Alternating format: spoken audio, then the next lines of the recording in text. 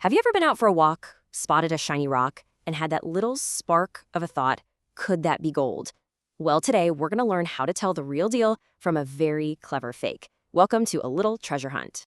So picture this. You're out hiking, maybe you're down by a creek, and a glint of yellow in the water catches your eye. Is this it? Is this the moment you strike it rich? Or is it just a beautiful but worthless imposter? That is the classic question, right? And it really all comes down to a case of mistaken identity. In one corner, we have real, authentic gold, and in the other, its notorious look-alike, pyrite, which pretty much every prospector in history has called fool's gold. Okay, so let's dive in. Before you can even think about finding gold, you gotta know where to look. You need the treasure map.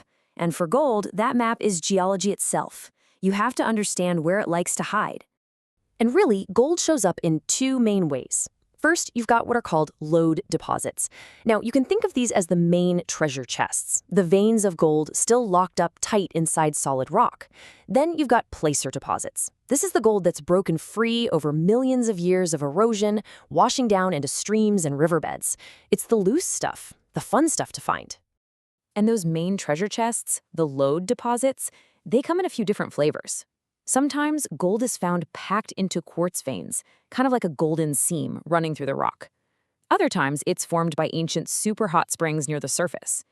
And then there's the really weird stuff, the Carlin-type deposits, where the gold is totally invisible to the naked eye. And we'll get back to that little mystery in a bit. So let's say you found something that glitters. Now what do? It's time to open up our field kit and run some tests to see if we can spot that imposter. And you don't need a fancy lab for this either. It really comes down to 4 super simple but incredibly effective little forensic tests that are going to help you unmask that potential piece of fool's gold. All right, let's break this down because the differences are huge once you know what to look for. First, the color. Real gold has this soft, buttery, consistent yellow color. Pyrite, it's a flashy, hard, brassy kind of yellow. Next, malleability, and this is a big one. Gold is a pure element, it's super soft. If you press it with a knife point, it'll just bend or get a little dent. Pyrite, on the other hand, is an iron sulfide compound. It's brittle. You hit it with a hammer, it's just going to shatter.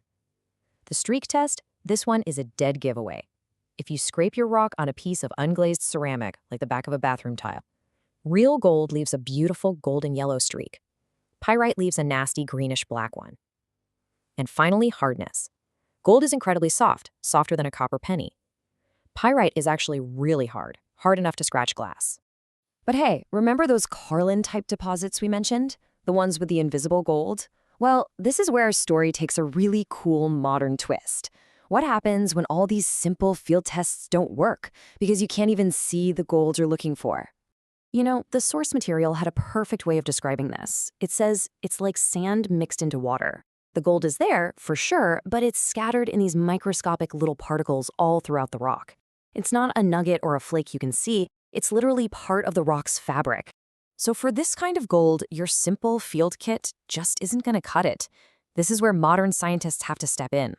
They use incredibly advanced analysis. The source compares it to doing a DNA test on the rocks themselves to find that hidden treasure locked inside.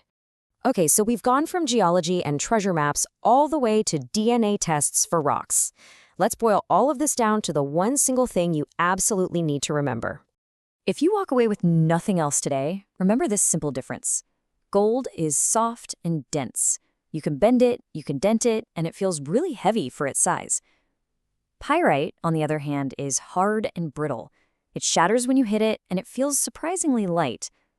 That one rule of thumb is going to be your best friend out in the field. And all of this leaves us with one last, really fascinating question to think about.